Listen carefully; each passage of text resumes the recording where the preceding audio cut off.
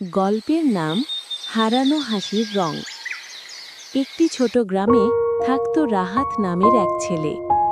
অন্য সবার মতো সে খেলাধুলা করত না, হাসতও খুব কম, কারণ ছোট বয়সেই সে বুঝে গিয়েছিল সংসারের অভাব তাকে বড় করে দিয়েছে খুব তাড়াতাড়ি। প্রতিদিন স্কুল শেষে সে বাবার সাথে মাঠে কাজ করত, কখনো দোকানে মাল টানত, আবার কখনো নদীর পাড়ে জাল গুটাত। তার চোখে ছিল দায়িত্ব, কিন্তু মুখে ছিল না শিশুসুলভ হাসি। একদিন গ্রামের মেলায় সে দেখতে পেল একটা ছোট রঙিন ঘুড়ি, যার গায়ে লেখা ছিল, যে হাসে সে হারায় না।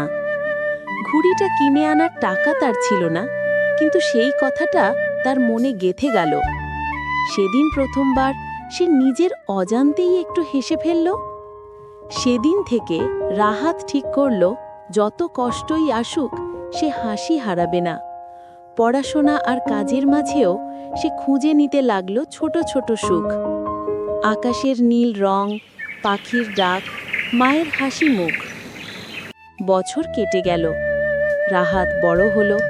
একদিন সে সেই গ্রামেই একটি ছোট স্কুল গড়ে তুলল, যেখানে লেখা হলো, হাসতে শেখো, কারণ হাসিই শক্তি। আজ রাহাতের মুখে সব সময় একটি শান্ত হাসি, কারণ সে বুঝে গেছে জীবন শুধু কষ্টের নয়, জীবন সেই মানুষদের জন্য যারা কষ্টের মাঝেও আলো খুঁজে নিতে পারে। আর সেই আলোই একদিন পুরো অন্ধকারকে হার মানায়। শিক্ষা: কষ্ট মানুষকে ভাঙে না, কষ্ট মানুষকে গড়ে, যদি সে হাসতে জানে।